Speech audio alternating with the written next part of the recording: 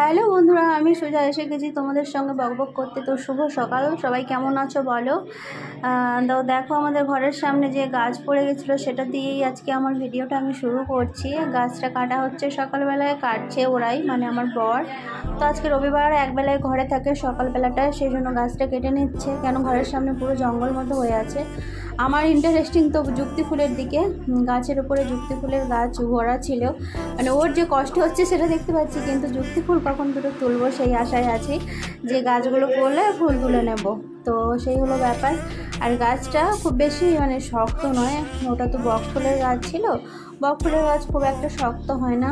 ওই দেখো গাছের মধ্যে ইঁদুরও হয়ে গেছে, ওই দেখো ইঁদুর দেখতে পাচ্ছ, ওটা হচ্ছে ইঁদুর। এই দেখো এই কটা যুক্তি ফুল তুলতে পেরেছি। তো আরও কটা তুলবো মনে হচ্ছে, যেগুলো তুলেছি একবেলার মানে একবার রান্না করার মতো। তো যুক্তি ফুল তোলার উৎসাহে, মানে উৎসাহে নয় আনন্দে, এই গাছ কাটাও দেখতে ভালো লাগে বলো। মানে ঘরের সামনে গাছ কাটা হলে না কোনো কাজই মনে হয় হাতে পড়ে না, এই হলো ব্যাপার। তো দেখো এই যুক্তি ফুলগুলো আজকে এক জায়গায় যাবো, সেই জায়গার জন্য বেঁধেছি, নিয়ে যাব এক জায়গায়, মানে নিমন্ত্রণ বাড়ি যাবো। দুপুরবেলায় রান্না বান্না করতে হবে না বিশেষ, তো বেরিয়ে পড়েছি। আর এগুলো সেজন্য মানে ওইখানে নিয়ে যাব ওদের বাড়ির জন্য, আর আমাদের ঘরের জন্যও আমি রেখেছি। তো তোলাটা তোমাদের সঙ্গে শেয়ার করতে পারিনি, কেন গাছ টেনে নিয়ে চলে যাচ্ছিলো। প্রচুর ফুল আছে কিন্তু সব চাপা দিয়ে দিয়েছে। তো এগুলো আমাদের ফ্রিজে আছে, মানে ফ্রিজে আছে মানে আমি আমাদের জন্য রেখে ফ্রিজের মধ্যে রেখে দিয়েছি, এই হলো ব্যাপার। তারপরে স্নান করে নিলাম তাড়াহুড়ো করে। আর আজকে রবিবার, আমি রবিবারে তুলসী গাছ ছুঁই না বা গাছের গোড়ায় জল দিই না, শুধু ধূপটা দেবো, সেই জন্য গাছের গোড়ায় ধূপটা দিয়ে দিচ্ছি। আর ধূপটা দিয়ে ফুল তোলা হয়নি জানো, আমি ঘরের সমস্ত কিছু প্লেট মানে নকুলদানা, ধূপ প্রদীপ সব সাজিয়ে রেখে এসেছি। শুধু গাছে ফুল আছে নাকি দেখবো। তো 2-4টে ফুল ছিল, বেশি ছিল না, সবাই তুলে নিয়েছিল।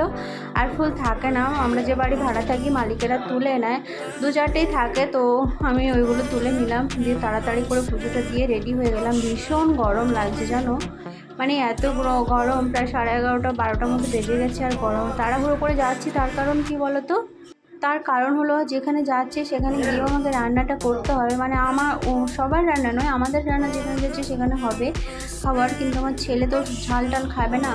তো ওটা আমার ঘরই একরকম বলতে পারো। তো সব কিছু আলাদা করে রেখে দেয় আমার ছেলের জন্য, মশলাপত্র সব রেডি করে রাখি, গিয়ে এবারে মাছ হোক মাংস হোক ওটা আমাকে করে নিতে হয়, কারণ করে নেবে বলে। এবারে আমি বলি কি করতে হবে না, থাক আমি গিয়ে করবো, মানে ও তো ঝাল খেতে শেখেনি না, সেজন্য। তো দেখো রাস্তায় যাচ্ছি সবাই ছাতা মাথায়, আর এত রৌদ্রু, মানে যেন গা পুড়ে যাচ্ছে। আমরা গাড়িতে মানে বাইকে করে যাচ্ছি, তাও ভীষণ অস্বস্তি লাগছে আর গরমও লাগছে। তো চলে এলাম ওই বাড়ি। এসে দেখো আমার ছেলের দেখি খাসি মাংস হচ্ছে, তো ওর জন্য মাংস আলু সব রেখেছিল, আমি আবার এসে একটু পেঁপে নিলাম, মশলা টশলা সবই করা ছিল। তো ওর মাংসটা এইভাবে চাপিয়ে দিলাম তাড়াহুড়ো করে, কারণ খাওয়াতে হবে, আর অনেকক্ষণ আগে স্নান করিয়ে দিয়েছি, খিদেও পেয়ে যাবে, সেই জন্য কী করলাম মাংসটা চাপিয়ে দিলাম। আর এই পারে সবার জন্য মাংস হচ্ছে, আর বাদবাকি রান্নাগুলো হয়ে গেছে। তো এই পারে মাংস কষাচ্ছে, ওই বাড়ি আমি কষাচ্ছি না, ওই বাড়ির যারা নিমন্ত্রণ করেছে তারাই কষাচ্ছে।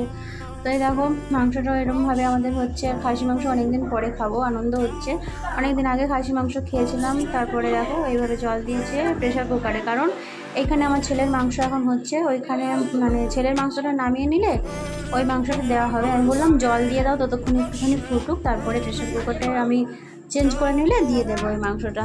তখন বলে ঠিক আছে, তাহলে এর মধ্যে এখন জল দিয়ে দিই বলে কড়াই জল দিয়ে দিয়েছে কষিয়ে, এরপর কুকারে দেবে। আমার ছেলের মাংসটা আমি তুলে নিয়ে নামিয়ে নিলে তারপরে।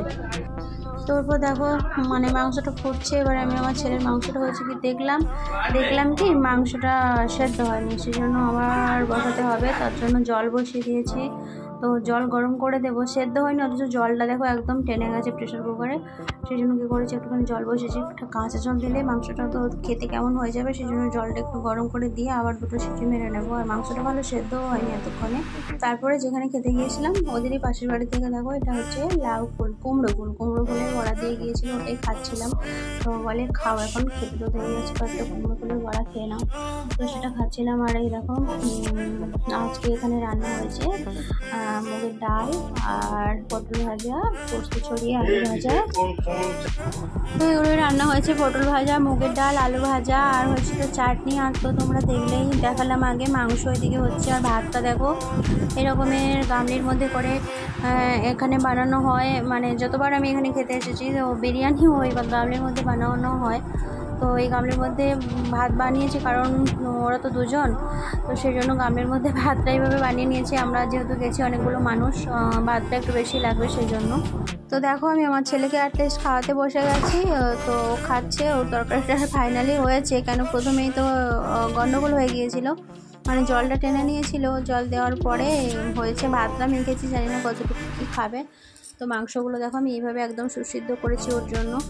তো কেন বলো তো, বাচ্চা মানুষ তো, আর খাসির মাংস অনেক দিন আগে একবার এক পিস দিয়েছিলাম, আর আজকে আর খাচ্ছে। ওর মানে এই জীবনে 2.5 বছর 3 বছর 2.5 বছর পেরিয়ে গেছে, 3 বছর হয়নি, মানে 2 বছর 7 মাস হয়েছে। তো দুবার তো ওকে খাইয়ে ঘুম পাড়িয়ে না, ভাত খেয়েছিল মোটামুটি হাতের একটু কম, তো তারপর খাইয়ে দিয়ে ওর ঘুম চলে এসেছিলো। ঘুম পাড়িয়ে দেখো আমি চলে গেছি বাইরে। এটা কী গাছ বলো তো, কে কে চেনো বলো?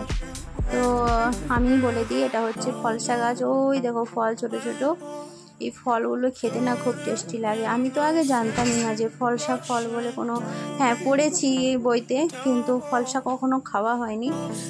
শ্বশুরবাড়ি আসার পরে জেনেছি যে ফলসা গাছ ফল খেতে হয়। তো দেখো ওই পড়ে আছে ফল, সেই জন্যই আমি বাইরে গেছি কুড়োতে, কতগুলো কুড়িয়ে খাবো। আর এগুলো রোদ্দুরের সময় খেতে খুব টেস্টি লাগে, মানে টক মিষ্টি তো খেতে খুব সুন্দর লাগে। তো খুবই গরম ছিল, সেই জন্য আমি বলি কয়েকটা ফলসা কুড়িয়ে আনি। আমাকে কুড়িয়ে এনে দিয়েছিল ওই বাড়ি, তো আমি খেয়েছিলাম। তারপরে আমি নিজে থেকে কুড়োতে গিয়েছিলাম, আর অনেক ছিল, কিন্তু আমার ঘরে ছেলে যেহেতু একা শুয়েছিল সেহেতু না আমি বেশি কুড়োই নি, ওই হাতে যতগুলো ওইগুলো কুড়িয়ে নিয়ে চলে এসেছি।